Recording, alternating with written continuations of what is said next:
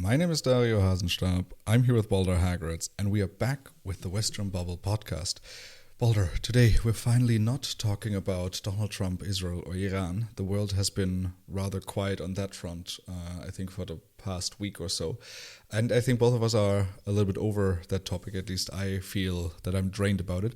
So we can finally talk about more structural things. And one of our episodes where we analyze a general problem of the world and we don't have to respond to something that happened on the news last week. Today we're talking about AI.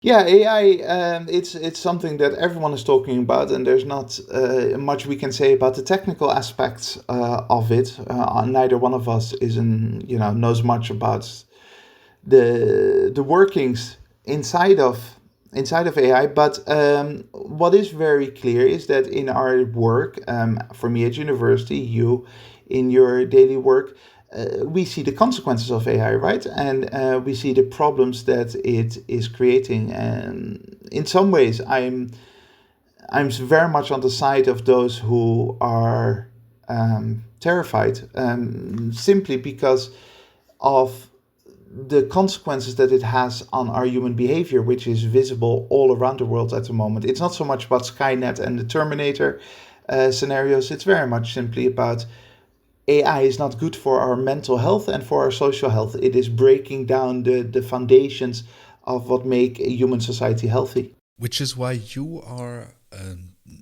AI boycotter, right? In that sense, so you refuse to use AI. I mean, I assume you still get on Google. You get the Gemini search results, and we've talked about this before. Both of us are annoyed by that. Well, so that last bit, the search results on Google, it actually made me no longer use Google, even though I still think they're the best in finding the results I'm looking for. But I actively changed because I couldn't stand the fact that every time I typed in something, then I first get a AI answer, which just is not what I want. I want a link to Wikipedia. I want to judge for myself which kinds of websites are going to be useful.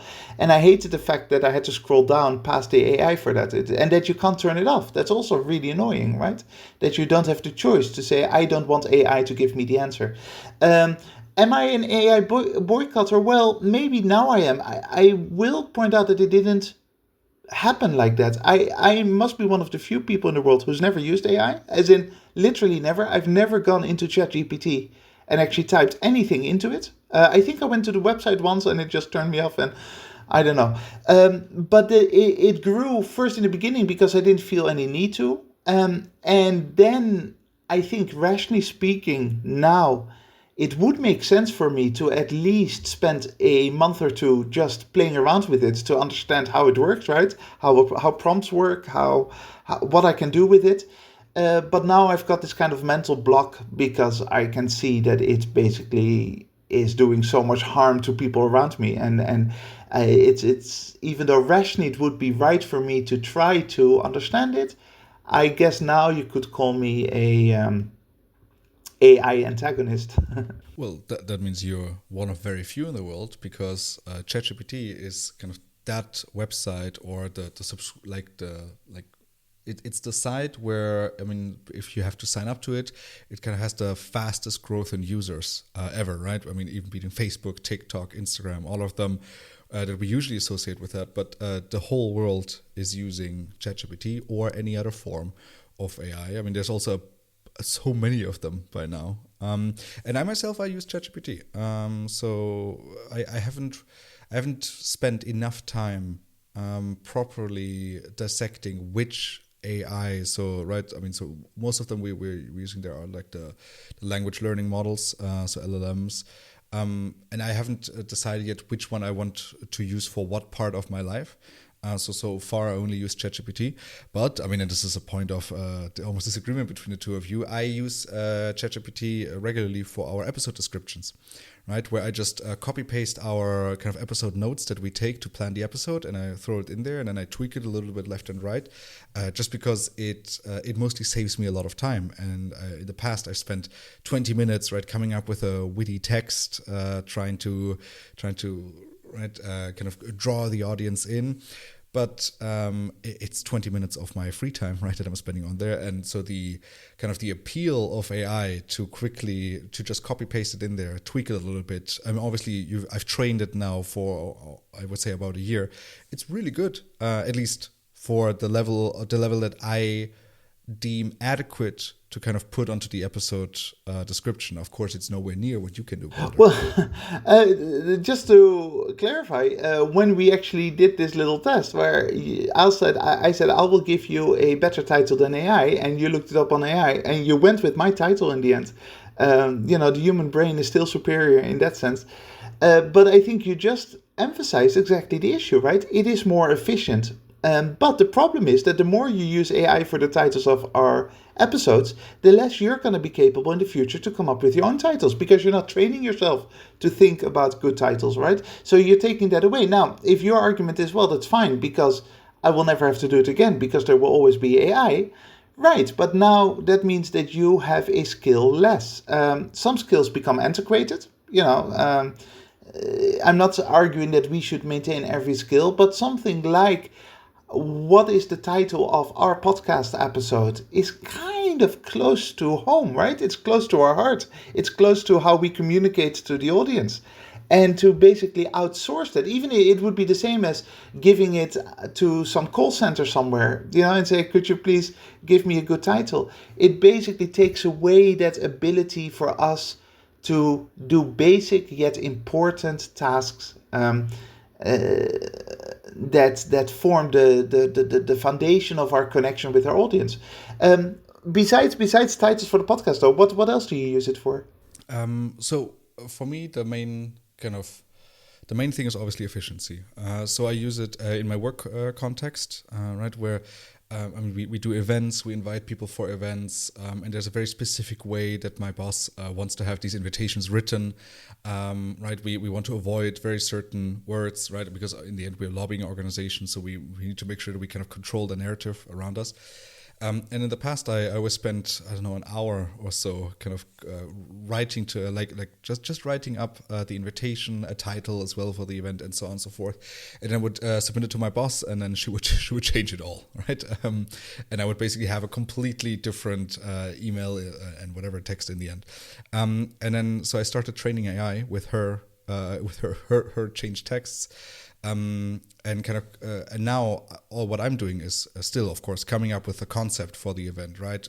Thinking about who do we want to invite? What's our goal with this, right? So kind of all the thinking in the background I do, which is the most important part to me, is that's what I'm being paid for ultimately. But kind of turning that into something marketable that will kind of speak to people, right? That's also most importantly for me, the spelling and the grammar is correct, right? Because I always struggle with this. Now AI does, right? So I give it I basically tell it, here, this is my idea for this. Then I ask it, hey, what do you think about this? That's the problem with AI. It usually tells me, oh, good job, amazing. Sometimes it has a few things to improve. And I would say most of the times I reject them, but sometimes there's a really good idea there. And then I just ask it, hey, please write these texts, right? So write the invitation, write the description, come up with like 10 title options, and I will choose one of them. And it's taking away a significant amount of work from me, which allows me in the end kind of to focus on those things that I'm actually good at and I'm being paid for.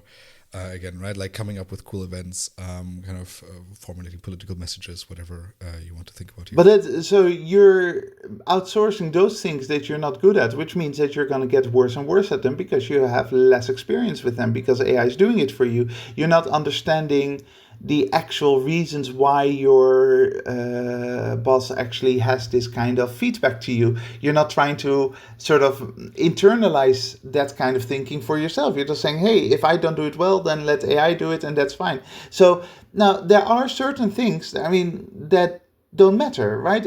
Throughout history, certainly over the past 200-300 years, technological progress has meant that there are tasks that we no longer have to do. We don't have to lit candles at home because we've got electricity.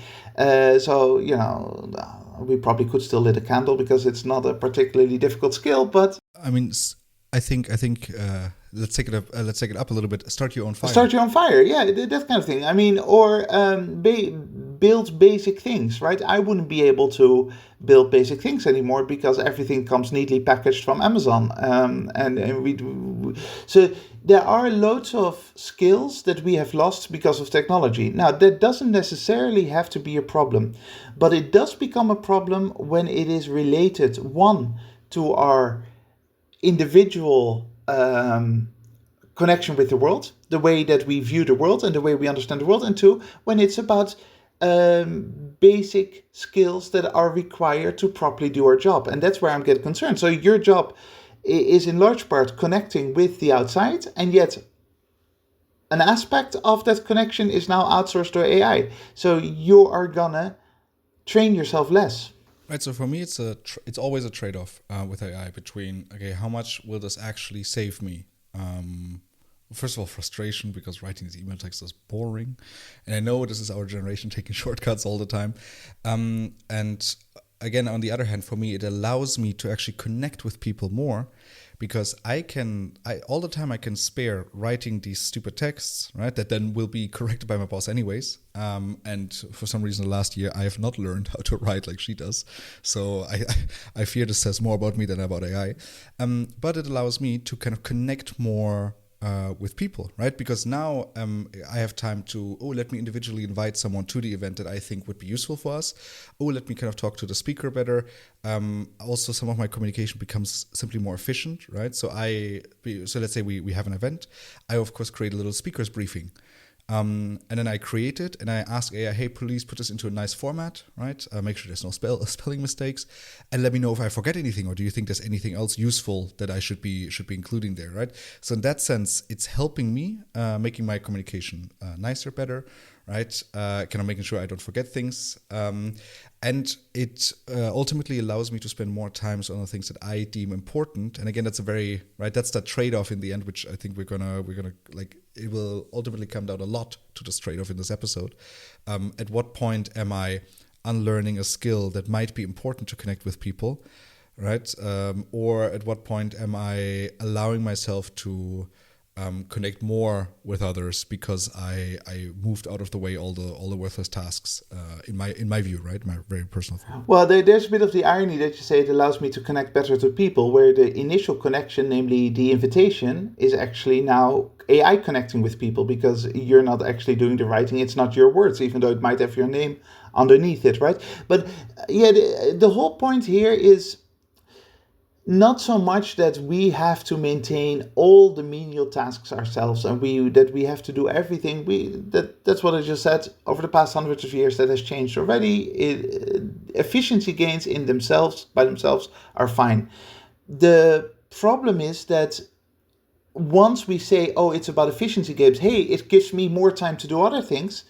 Well, yeah, as long as the foundations are still real, right? As long as you still actually know what your job is, you actually know what it is that you want to achieve. So, for example, if you were to contact me, we didn't know each other, and you contacted me, and the email is written by AI, that would create already an inherent barrier between us, right? And I think that is the issue. It's not so much that nothing can be done by AI, but this idea of it's more efficient. So I'm letting AI do this. I do this. At some point, it's going to create a problem between us. See, I had an example like this. I think it was a year ago. Right. So I talked to someone from another company, a tech company. So they are obviously very tech savvy, and they were on AI very early. And I invited him personally to an event, right, via email. And I received a clear AI answer. Like it was clear as day, right? Because, also a year ago, so they weren't as good yet. I don't think he trained it very well. I don't think he prompted very well. But it basically said, thank you so much for inviting me to this event, and then gave me the specific title at this time, at this location. I was like, okay, in the personal email, you would never write this. And I mean, so I basically reconstructed a prompt based on this email saying that, hey, please thank Dario so much for inviting me to this event. Let him know that unfortunately I cannot make it, but that I would be very happy to be invited to an event in the future again. And it took me a few months to figure out whether I liked it or I disliked it, right? Because I thought, well, So I mean, what's right? Because what are the scenarios here? So either he doesn't respond to me at all. That kind of makes me feel like, meh, he didn't respond to my personal invitation. The second thing would be, well, he responded, but with only with one line because he doesn't have a lot of time. So hey, thanks so much, but unfortunately can't make it. See you next time. Bye. Or right, kind of using AI the way he did it. Or, and that's the fourth scenario, and I think that's almost the one I landed on, was he didn't use AI very good, was my first thought. I was like, you're a tech person, you should be using AI better, making me feel, right, kind of writing an email that will resonate with me more. Right, but it was interesting to me, just the observation about myself, that it did take me a few months to figure out whether I liked it or I disliked it. And I think now I'm also at the point where I think if I receive a personal email written by AI, I will get turned off, but that is in line with kind of all the AI slob that has been filling the internet for the last few months. That now bad AI content and badly written LinkedIn posts, for example, that are super generic because they're clearly written by AI with the emojis and with the right with the dash and everything. That of course now it completely turns me off. Right now, if I receive something AI written, it of course becomes boring, and it's almost like it's almost the same as right, you never receive letters any longer. And because you only receive emails, and now a letter means a lot more, right? Where maybe in the past, I don't know, that's your generation, not mine, kind of you received maybe 10 letters a day, and you thought, oh, I have to answer all of these individually, I don't like it. Now, and then you received an email thinking, oh, wow, an email, fancy. Which now in today's world, it looks a lot more like, oh, I'm receiving 200 emails a day and half of it is spam and some invitations and some newsletters I didn't subscribe to. And oh, wow, this person actually took the time to write an individualized letter to me, write pen on paper with a stamp on there that they had to lick, and they actually had to do the effort of go to the postal office, right? So I assume that we're kind of in that stage right now of that process. Well, but I think that it's actually my generation quite a lot who have always been worried about what emails and internet do to communication, right? So because there was something, and we shouldn't over romanticize it, but there was something real and valuable about writing letters in the age before the internet, before computers. You had to sit down, you had to take your time, you had to properly think about how to structure your letter. It would be a real personal message. And from the very moment that emails came into existence, people were saying, hang on, this is going to change the way we connect. And I think it's very obvious now in 2025 that our ability to communicate with each other has gone down significantly because we don't think about it anymore. The way to write, even without AI, the way that people write emails is often ugly. It's badly worded. It is just, and that is something that technology always, AI or not, always has at the core. This danger that it takes the human, the human equation out of it, right? Well, to your credit, this is something that you already said probably a year ago, right? I think that's the first time the two of us talked about AI, where you were concerned, obviously, about the effects it would have on us and kind of compared it to social media, right? That so now for the last 10, 15 years, we've been letting kids run wild on social media, not caring what they do. The result is mental health problems en masse, right? Depression up at incredibly high levels. They can't focus anymore, right? They're not spending time with each other anymore. They're only sitting at home, right? They're lacking social skills. So all of these problems are there. And I think we are now at a point where society as a whole is realizing maybe this was a bad idea, right? And there's different efforts in different places to kind of curb that. So I know in Denmark, they're completely banning phones at schools. There's more and more movements now to kind of go back to the 90s, right? Particularly from that millennial generation of wanting to have a 90s summer where it's about riding your bike to your friend's house to see if they were there, not texting them, hey, do you want to play a video game online? So you have this anti-reaction now towards social media because we now see the damages and the dangers with basically a screwed generation. However, when it comes to AI, where you will be able to see very similar patterns, it's that next big shiny object, and we seem like we don't care at all. Right now, everyone's jumping onto it and is obviously falling in love with AI. And the pattern is exactly the same in the sense that at the time, people who criticized, so 15, 20 years ago, people who were concerned about social media were called old-fashioned or not understanding new technology. You don't understand what you're talking about because you know nothing about websites, you know nothing about the internet, etc., etc. And now that's exactly the same narrative that's being used with respect to AI, right? Like, hey, you don't understand how AI works. You don't understand. You don't know yet what's going to happen because you're just speculating about the future. Exactly the same kind of responses as to those who criticized social media and the internet 20 years ago. And it just amazes me that how human beings follow those shiny objects, as you call them, like how they go after this without much thought. And then afterwards they notice, hang on, actually, this was really big and this has been really bad. It's led to more suicides, it's led to more this, it's led to more that, right? Social media has objectively, demonstrably led to serious mental health issues in our society. And that was not that difficult to understand 15 years ago. And yet we continue doing it. And now here we are. And it's not that difficult to understand the insignificant problems that AI is going to pose. And yet we're doing it. And in 10, 15 years, we're going to all of a sudden observe, hang on, this was bad. And that has nothing to do with whether someone like me understands the technological aspect, the technical side of AI. I don't. I've got no clue about AI, how AI works or LLMs work. It's not my thing. What I know is the impact on human beings, just like we can see the impact on human beings of social media. Well, I mean, 15 years ago, I think, right, I want to kind of take the heat away from humanity, because 15 years they were, I think there was a clear and easy way to kind of predict what would happen, but I don't think there was very conclusive evidence within the early years. I mean, correct me if I'm wrong, and we only see it now. No, but that's, you can't have evidence until it happens. That's the whole point. There was no evidence because social media hadn't done its thing yet.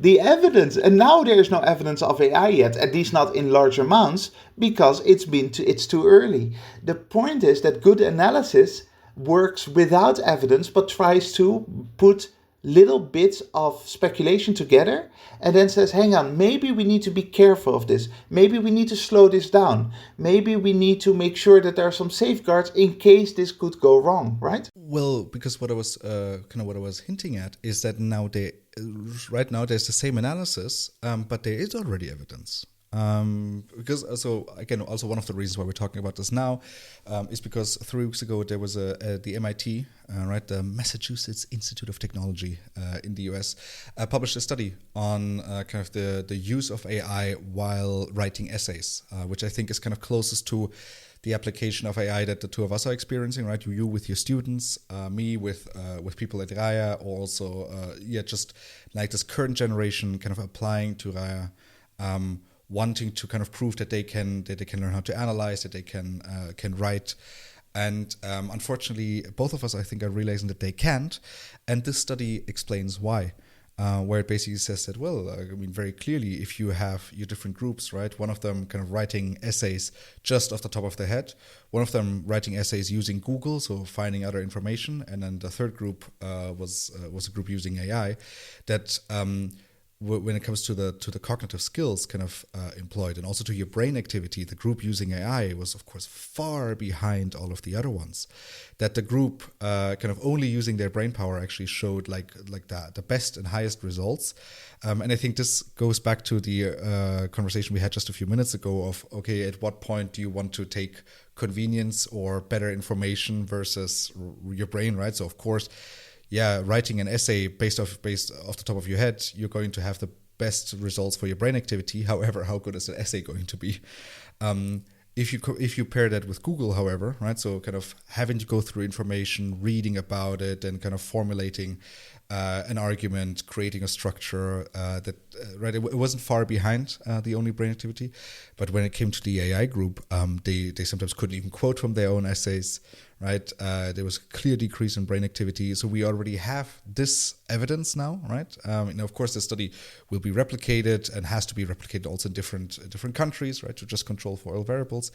But we already know that there's evidence that AI is seriously messing with our brains, right? Exactly as you said, right? That I mean, by taking these shortcuts, I'm no longer training myself to write these emails. I'm training myself in maybe different areas, but I'm basically becoming illiterate in writing emails, connecting with people. But and this has been obviously it's good to have the MIT study. It's good to have further proper statistical research into this.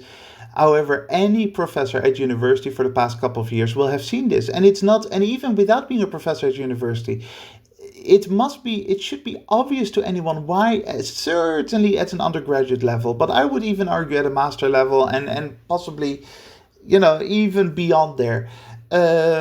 It should be obvious to anyone that the moment you let AI into the process, then the basic responsibilities of students get outsourced. The basic things that students are there for, how to do your research, how to be able to read, 100 pages. And I'm saying 100 pages because that is already a lot for students these days, right? 100 pages sounds way too intimidating. I know this from my own courses. If I put a 100-page document in there, people say, oh no, that was too long, I didn't have time to read it. So how to read, how to summarize, how to analyze, how to research, how to find information, how to put it all together, how to write it into an essay. Those are the key aspects of academia, certainly in social sciences, but also in hard sciences, by the way. And if you outsource that to AI, there is nothing left for a student to do, certainly not at an undergraduate level. You basically make yourself irrelevant. The university needs to teach these basic tools to students and therefore needs to be incredibly skeptical of AI. Unfortunately, all over the world, universities are struggling with this, and many of them are actually embracing AI because they want to be cool, they want to be modern, they want to deal with it, not understanding the harm they're doing to the very students they're supposed to serve.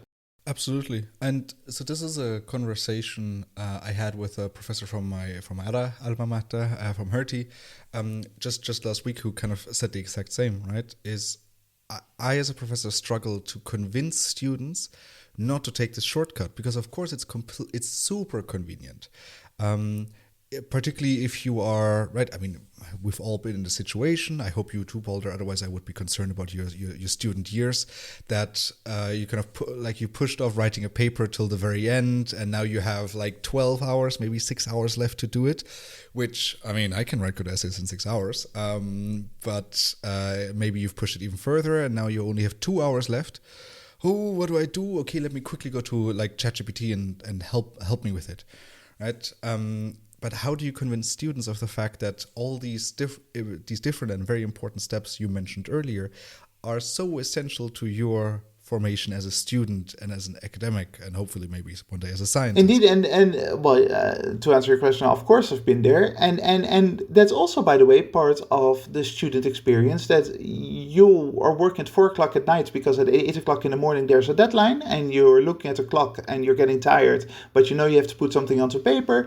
You submit something that is not great. Well, that is also an interesting learning experience, right? That's part of the process. With AI, none of this becomes, maintains any value, because with AI everything can just be done within very short periods of time. But a lot of the attention for this kind of conversation is being paid to the actual writing process. However, I would argue that the reading and summarizing and thinking process is probably even more important than the writing, right? I mean, it's important for people in general, students certainly, to be able to write a good essay.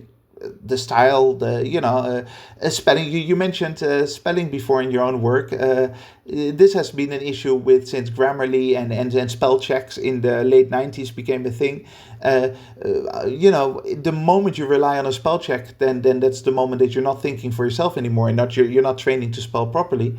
All of those things are relevant, but the most important thing for students, as well as for society at large, is to properly be able to take a text, to understand information, to go through information, to get the most important variables out of that information and put them together into proper analysis. And that process of being able in your head to summarize the key elements of a long text, in your head to be able to properly understand paragraphs that are difficult to read, that are maybe very dense, all of that is key to the experience of undergraduate students, and I would argue key to human intellect, human intellectual progress. And most of people, including the professor you mentioned, I don't know who you're talking about, of course, I don't know the person, but I would argue that most people do not have the discipline to actually say, oh, you know what, I'm only going to use it for my reference list. I'm only going to use it to make my document look good. No, very quickly they're going to move into the area of, let me just quickly summarize this text because I don't have time to read it. Let me quickly ask AI what the facts are about this specific issue. And as a result, even the professionals, even those who have gone through university and are now doing it themselves, are gonna be prone to AI dependence and therefore no longer training themselves to do the core job that they're supposed to do. That was also part of the conversation we had. And we kind of came to the conclusion that so if you are a seasoned professional using AI, there's of course a significant efficiency boost, but you're also able to call AI out on its BS, right? Because it still isn't perfect. I mean, and I'm not sure whether it ever will be, because in the past, right? Of course, AI particularly ChatGPT had a tendency to lie. I mean, it's always improving and it's always getting better. But the problem is it's also incredibly basic, right?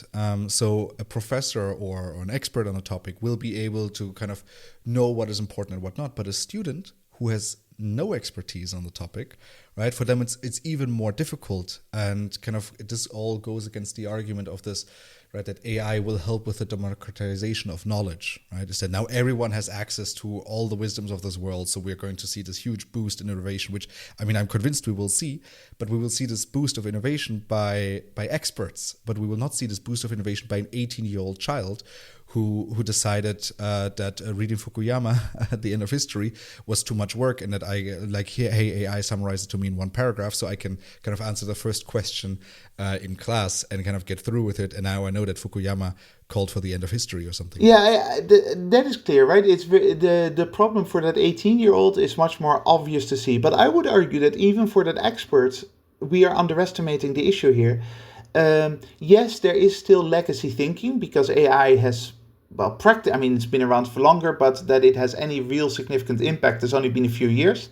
That people are actually using it in their analysis, in their job, in their research.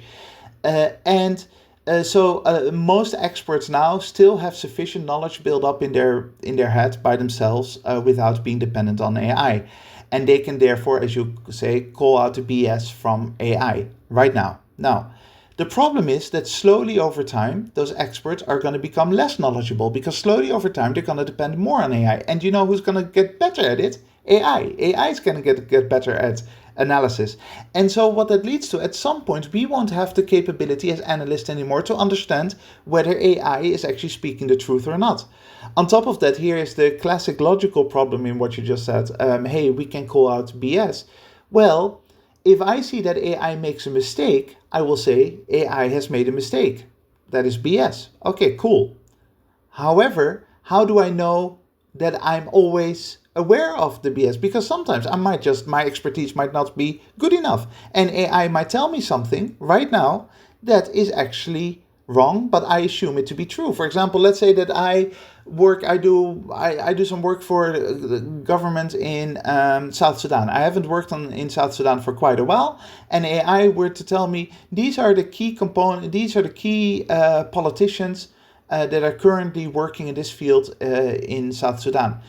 I would not be able to now properly evaluate that. So I would just assume that to be true. I go with that, and that could lead me down a very dark alley, right? So yes, the problem is much more obvious and much more concerning because it's about a very basic skill set for undergraduate students, for young people. But I would not take the problem away relating to the experts. Experts are not that capable of resisting AI. Because this leads us to the societal level. We also don't know who is feeding AI with what information, right? And I mean, the most popular example here, I think, is Elon Musk's, right, a good friend of the Western bubble, Elon Musk's AI Gog, which basically recurringly has huge problems kind of citing correct facts, particularly if accidentally in the middle of the night someone inserts some code they weren't supposed to insert, and suddenly Grok starts fantasizing about white genocide in South Africa, a topic that Elon Musk deeply cares about, right, which has been debunked thoroughly.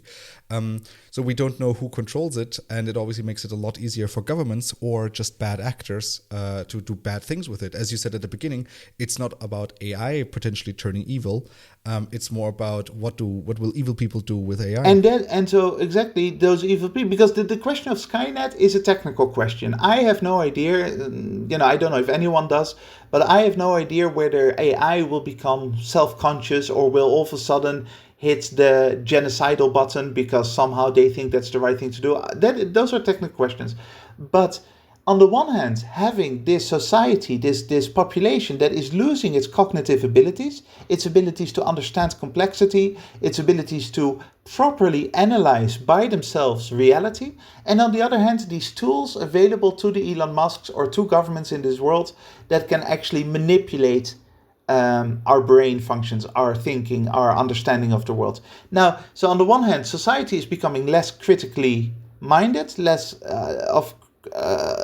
we are become less critical thinkers and more dependent on information being fed to us, and you've got authorities who can tweak things and change little things, and that is the moment when we really need to become scared of, like a 1984 scenario where essentially everything that we built up over the past couple of hundred years, a critical middle class holding power to account, is eroding, and not just economically, but also in this case cognitively, in terms of intellect, in terms of abilities. And to add to this, right, it's not only about us kind of holding governments to account, but it becomes a lot easier for governments to know more things about us. So to either know about our search history, right? What do we talk to AI about? Tax evasion, for an example, or do we simply talk about the weather or how to cook something, right? Or hey, AI, how do I overthrow a government that is using AI to be evil on me, right? So, I mean, it could be those things, right? So privacy is a huge concern. Yeah. Often I've heard in the past people say things such as, "Yeah, but hold on, AI can only use everything that's out there already."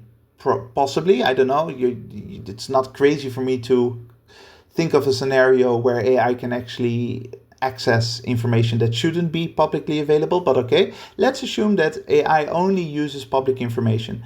Even then, the fact that AI can very quickly shift through that information and very quickly come up with the answers that some authority or some kind of hacker wants to have access to is, of course, a huge problem with privacy. If scattered information of you is all around the internet, that's not too bad. But if all of a sudden AI can unscatter that, can put that all together into a clear profile, that becomes incredibly scary. And then when it comes to authorities using that against us, two things that should be remembered here. First of all, authorities in 2025 are more and more becoming a weird mixture between capital and politics, right? Governments are much less safeguarded against the influence of capital, finance, multinationals, billionaires than before, right? So already it's becoming this very scary kind of governance system that now has access to all this technology, where the politicians are no longer responsive to the voters, no longer responsive to society, but responsive to those elites at the top. That is one very scary thing. And the other scary thing is that you should not want to live in a society where the authorities, even a democratic liberal society where everything works well, where the police, where government departments have all the information about you. I've always found it comforting in the 20th century that a criminal could hide in the woods, could hide in the forest and not be found by the police. Not because I like that criminal or not because I want that criminal to be caught. Not to be caught. Of course I do. Of course a criminal needs to go to to jail or whatever it is that they've done. But the fact that a criminal could hide in the forest meant that there were limits to the power of the authorities, that there were limits to the power of government. And now we're moving to a world where that power is limitless, right? Where everyone can be found, where everything can be found out about you, where someone just has to hit a button and they can basically get all the dirt on your life. And then when you say, well, I don't have any dirt, that argument has been debunked so often. It's not about whether you're a criminal or not. It's about to what extent people can manipulate the information against you. And that is a incredibly scary scenario. This seems like a great like a great moment to end our today's conversation on AI. If you have any questions, comments, or you heard a mistake that we've made throughout the episode, please make sure to send us an email to thewesternbubble@gmail.com, and we will try to incorporate them in our following episodes. Thank you very much to the listeners for joining us today. Make sure to join us again next week when we burst the Western Bubble. That is it from my side. Balder, which closing quote did you pick for us today? I mentioned 1984 by George Orwell before, and I very much encourage anyone who hasn't read 1984 to read it, or let ChatGPT summarize it or something like that, because it's such an important book, especially in this day and age, right? Even though it was written in 1948. This quote, and I could take 1,000 from the book, but this quote goes as follows. Who controls the past controls the future. Who controls the present controls the past.